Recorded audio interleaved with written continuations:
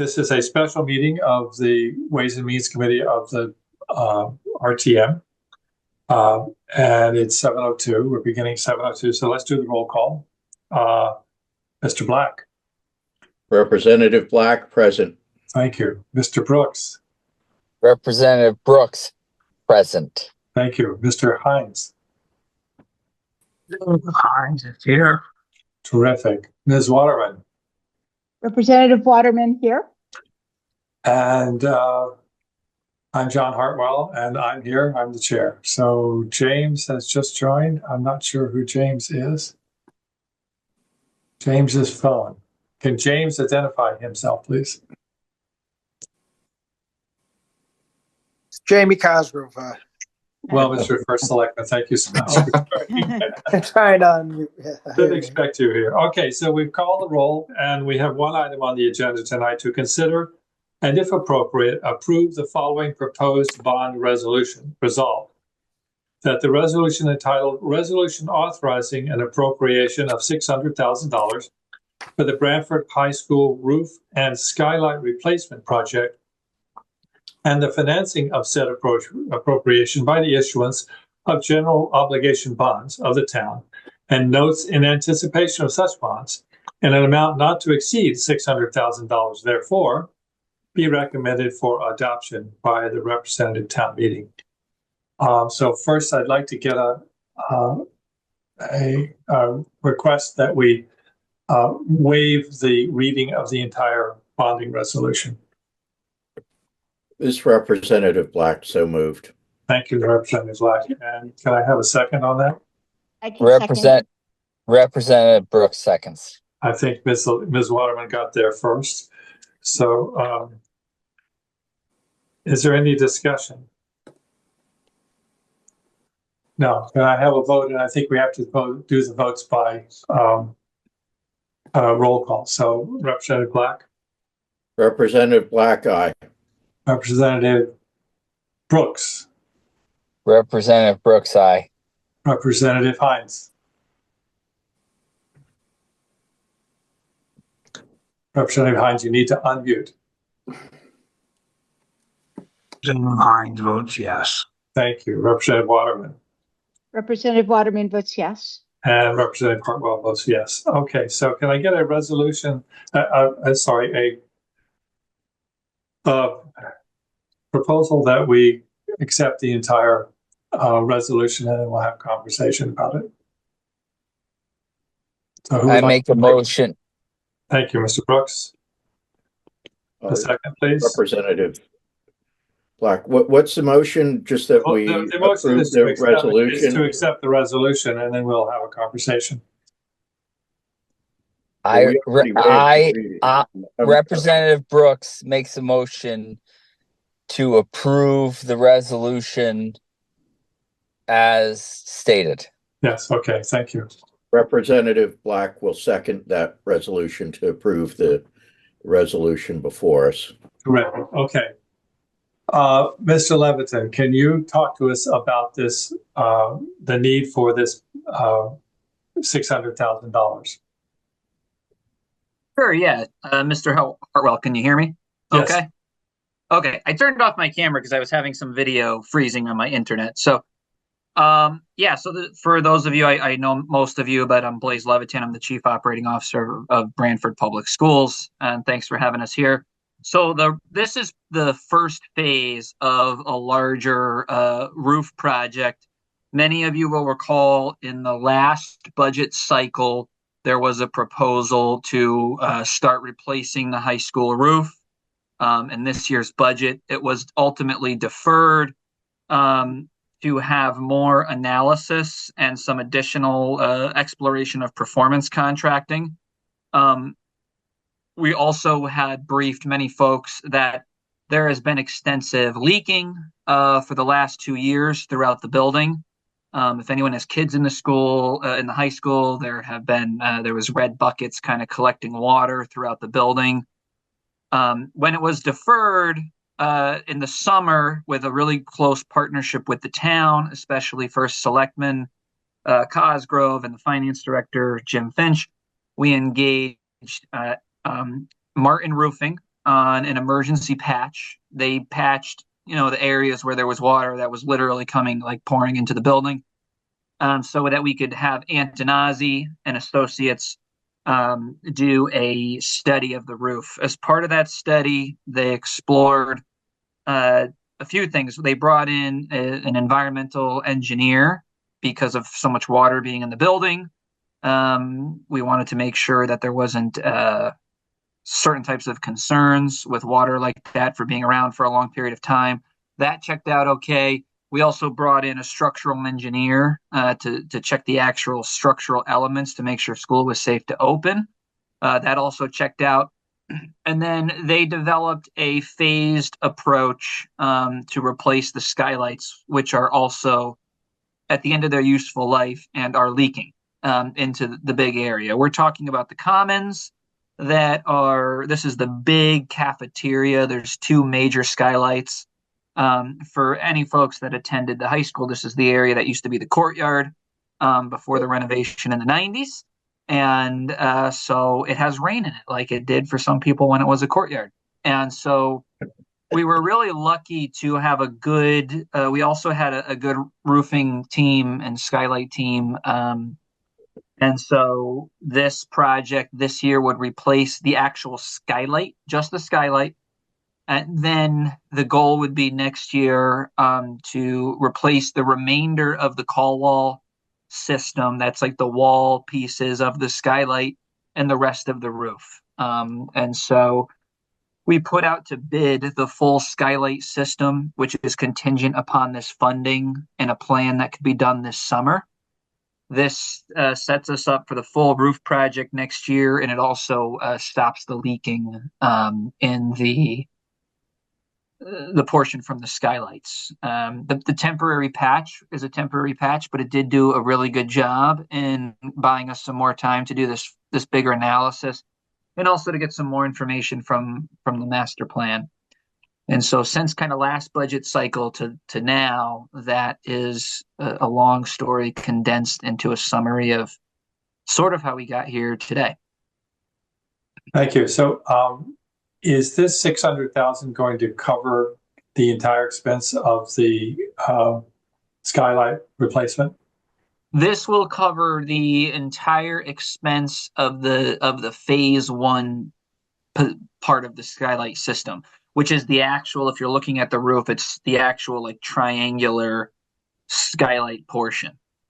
And we had one bid. The bids were opened on the Friday before the Board of Finance.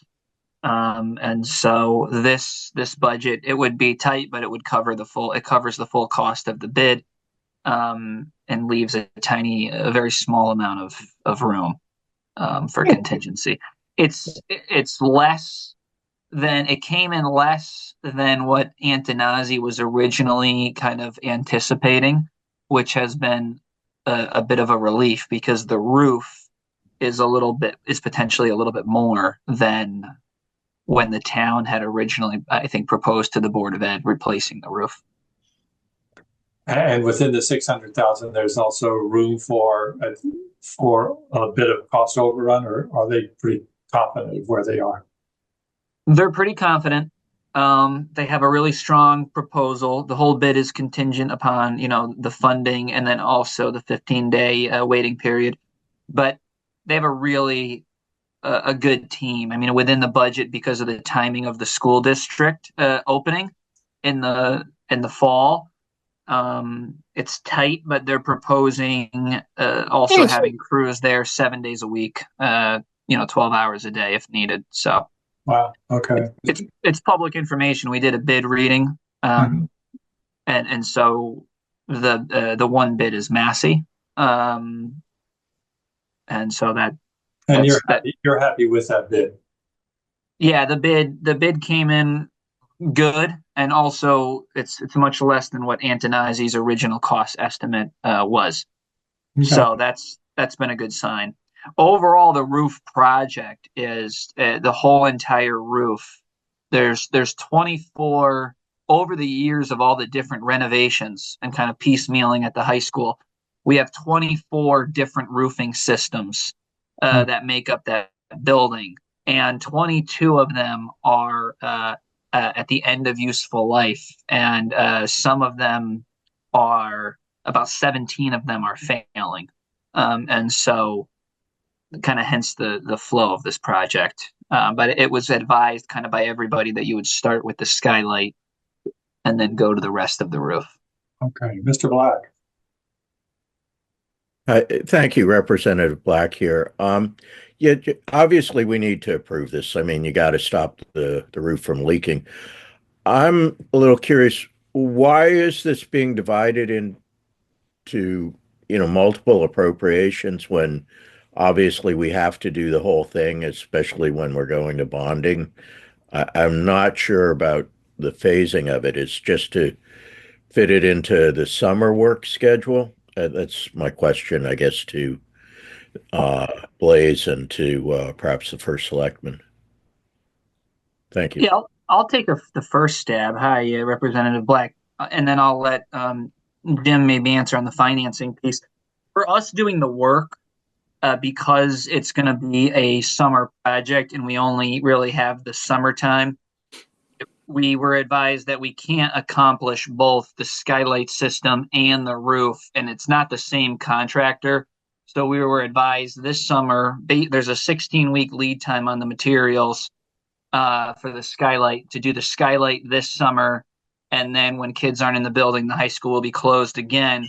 We would be seeking another appropriation, probably off cycle, and then we'd go out to bid much earlier, so the day school kind of gets out, within a few days. But basically when school gets out next summer, we can get a roofing and contractor up there to do the whole roofing system.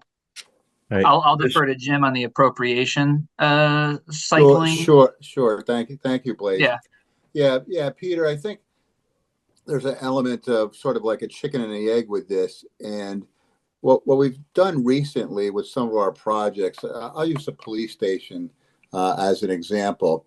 We did a small bond authorization. I think it was either 250 or 300,000, and it was written in a way that when the actual project itself was the size of it, the cost of it was determined, we would then amend that resolution in a much smaller resolution to amend it. So with the understanding that there was kind of like two parts to this, historically, sometimes we have done, we would have come in with, say, an 8 or 9 million authorization.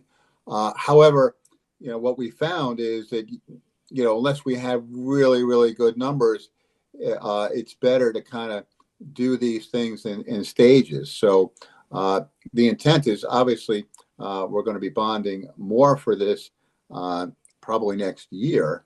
It was in our when we did some planning to the Board of Finance. I think RTM members were at the meeting talking about when we're adding the firefighters in the last year's budget.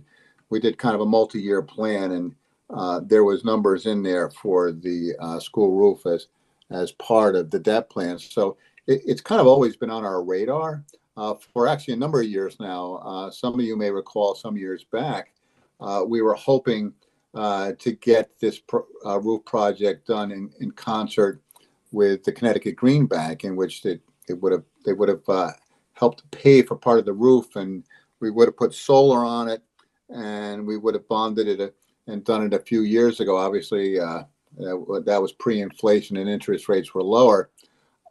Unfortunately, the chairman of the Board of Ed at that time was unable to get a motion on the floor to even entertain that Green Bank proposal. So then it kind of sat for a while, and as Blaze said, with all the buckets on the floor that a couple of years ago prior to the patch job, it created some problems. So the thought is right now we'll do the resolution for what we believe the cost will be for the skylight, and then amend it once Antonazzi continues their work and is able to get us a better estimate for which we might then do the final authorization with.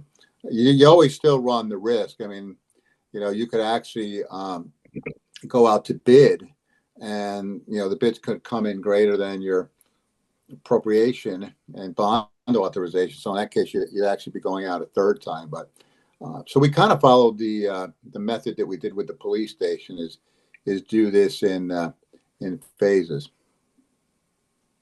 Thanks. Mr. This Lack? Yeah. Go ahead, Mr. Lack. Yeah, I Representative Black again. Thank you. I think that kind of explains it, and I guess we're not through with all the planning work. And then my last question, maybe it's in our 5-year capital plan, and I didn't bother to read it. But what's our ballpark number for the whole project? 5 million to maybe to the nearest million. Well, it depends on who you talk to. But I think if I was rounding, I think and this includes the 600,000. I think we're getting closer to 10. For the roof. Well, and the skylights, yeah. Right. Does that seem consistent with kind of the way things are trending, Blaze? Yeah, I'd say we're with the revised estimate on the skylight. We're at 9 million right now. We were up to 10 with Antonazi, and when we got some better information on the skylight, we're around 9 million all in. Okay, thank you. Yep, thank you, Brooks. Couple. I mean, obviously, I'm in favor of this. Obviously, I will approve it. I just something that keeps being said that concerns me. I mean, a bid was open, a bid was read. Is it not practice for the town and all really entities? Once a bid is in, that's the number. I'm not sure. Did the bid say, well, it's this much money, but if this happens, it'll be more? That can I just get clarification on that aspect? And this isn't on this. Maybe this isn't. I'm not trying to single out this specific bid. I've done a lot of bids in my life, and my bid is there, it's my bid. Could I get clarification on that when it's said? Yeah, I can answer that question. Hi, Josh. The bid. So the only thing that was put out to bid is the skylight replacement that we're talking about, of the triangular portion of the skylight. And so we know exactly like the square footage, 6,200 square feet. We know the specifications of the type of plexiglass. All of that was bid out. And we received a bid from Massey. When we put out the RFP, it was contingent upon funding approval by the town. And so the bid is the bid price. It was 598,000. And so that's the bid price. We wouldn't change. I think to your point, we're not changing the bid price. The scope of the bid of the RFP was a bid for this very specific part of this scope. And then basically for the next summer work, a separate bid would go out for the remainder of the project and the full high school roof. It'd probably have to be 2 bids based on who it was. But the skylight replacement is specific to the scope, to the phase 1 scope, and the bid price would be the bid price. Just the award letter is contingent upon the funding approval from the town. It's not like it changes. Does that make sense? Yeah, no, Representative Brooks again. No, it just sounded like. I mean, I didn't know that the bid was 598,000, so the 600,000 makes sense.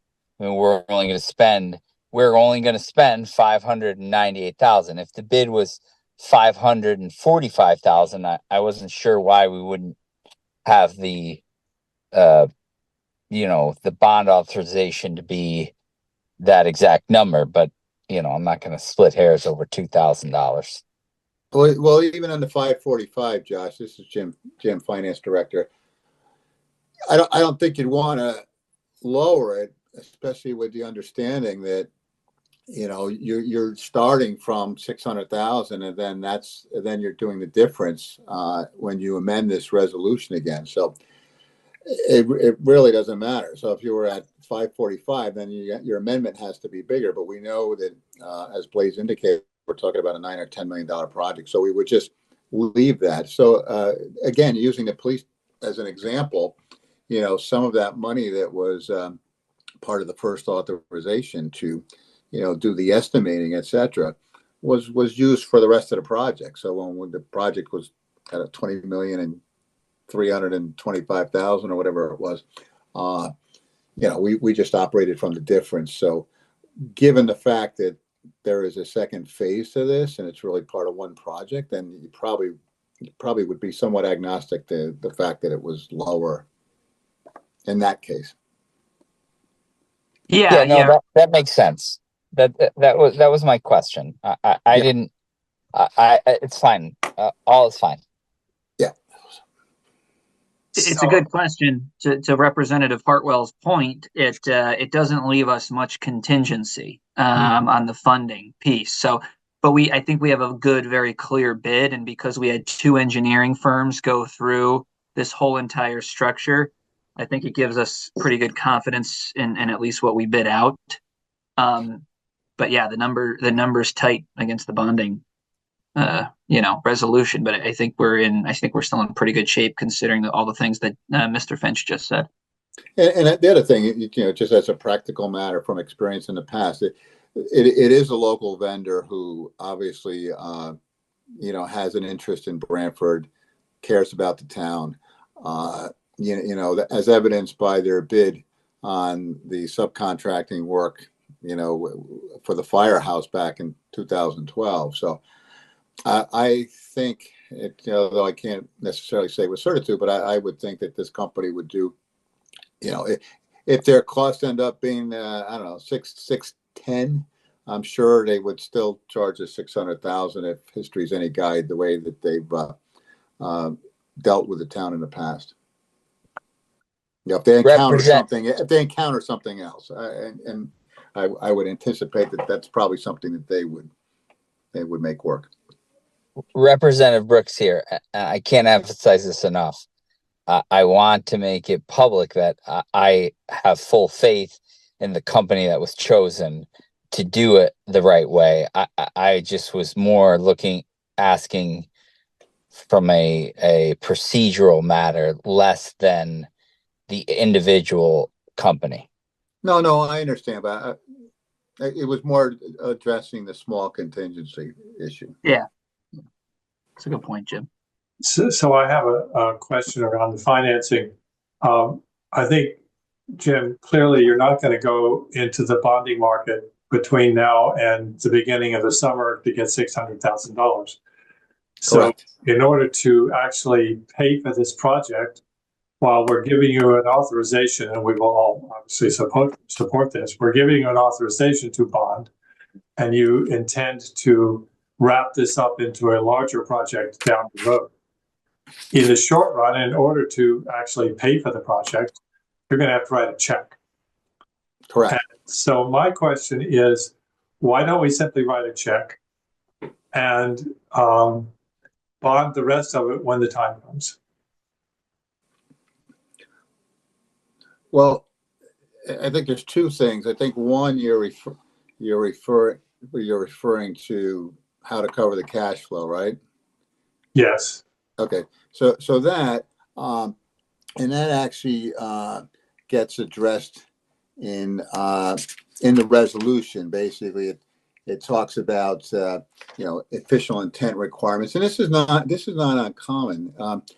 The town basically, what this bond authorization does, and we always call it a bond authorization, but it really does 2 things. One, it's an ability to spend. It's an appropriation, so it gives the legal authority to spend, and it also allows us to borrow.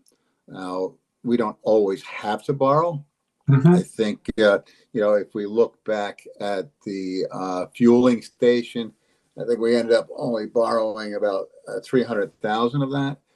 But so essentially, this is why the town, it's important to have reserves, because the town is able to front project costs and then reimburse itself with bonds. If we were a cash-strapped community, we would do temporary borrowing. So we might sell bond anticipation notes to fund expenses until we would actually fully bond it. And you're right, John. We wouldn't go out for a 600,000 standalone item.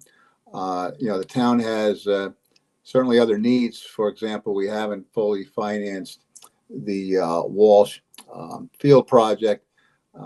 Some of that was intentional, as we've discussed at the Board of Finance, and I think at your committee as well, is that we're anticipating getting some dollars back on the Walsh project, and once that all closes out, we would allocate some of those dollars towards the Walsh project itself. There's also some other authorizations that are out there. Recently you approved 5.3 million for fire apparatus. So although we don't fully intend to bond that much, we're kind of using it as a letter of credit. And you also have the police station, which we haven't fully bonded as well. So we would most likely bond this project probably in the fall, in October. And so we would essentially charge we set it up in the financial system. The revenue for this project would be debt.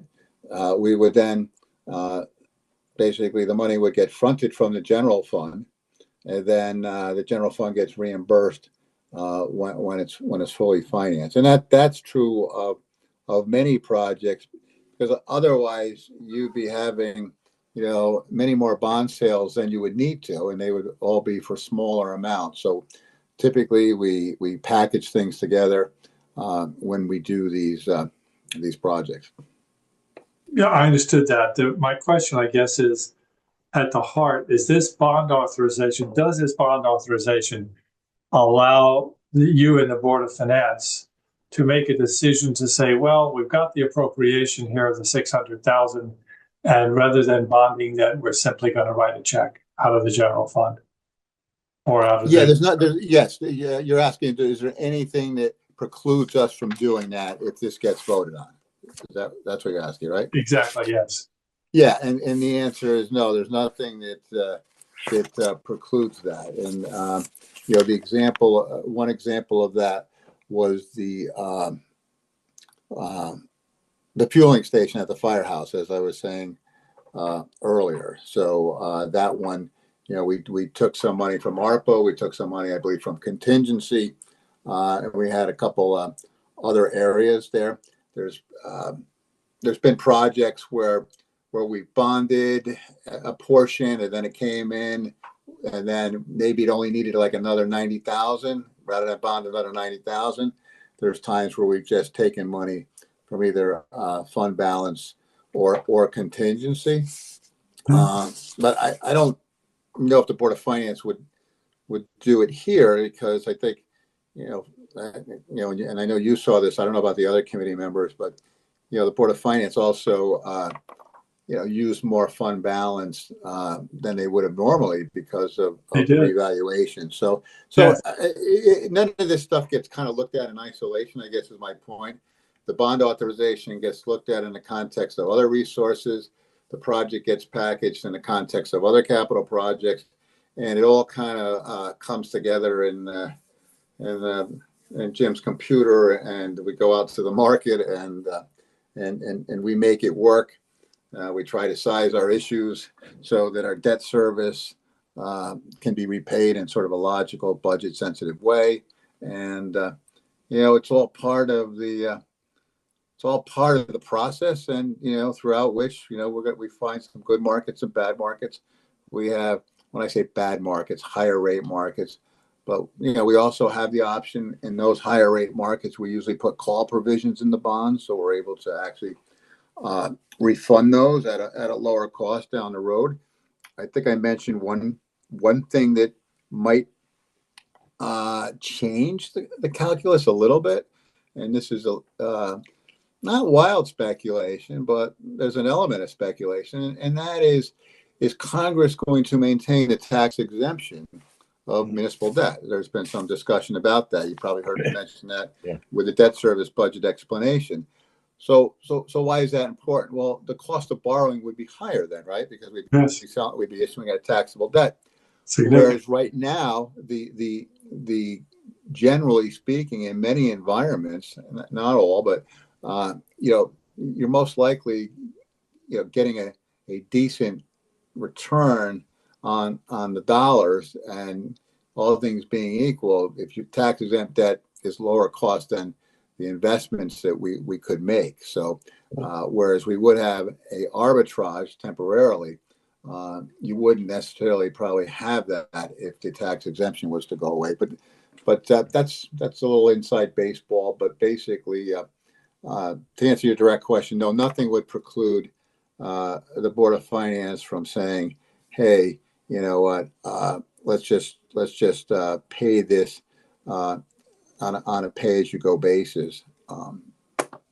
So thank you, and I also want to acknowledge that we know that the Board of Finance brought forward an extra $2.6 million in this proposed budget that they're sending to the RTM to offset some of the pain of tax increases from the revaluation. So that was very much appreciated, and certainly a step in the right direction. Representative Black, you had your hand up for a moment and took it down. Yeah, I was thinking of the animal shelter. I think we wound up just drawing from the undesignated fund for the balance of that wasn't fundraisers. Jim may have a better memory. I hope there was a couple different funding sources there. There was fundraising. There was some fund balance that we used, and then there was a small fund balance from the animal shelter fund balance. And then we had some unspent bond proceeds that we wanted to spend to comply with our tax regulatory agreements, and so we did a proceed transfer 2 year. It'll be 2 years in May to basically fund the balance of it as well. Okay, so that was the East Industrial Road was a big chunk of it, and some of it was stuff with the wastewater treatment plant collection system bond proceeds. Okay, thank you. Yeah, Jim, you're a master at moving the money around. We know that. Well, no. I all that got approved by the RTM. So. Oh, of course it did. I understood that, but okay. But we wouldn't know what to approve if you didn't come to us and explain it in detail every time. So thank you very much. Yeah, I don't want that reputation going to Las Vegas with me. So. So in order to let you go, are there any other comments, questions, concerns from the committee or from anyone else who's on this Zoom? Okay, hearing none, I guess I will call for a vote. It has been proposed and seconded by Representative Brooks and Representative Black that we approve this resolution. Again, we need to do a roll call vote. So Representative Black.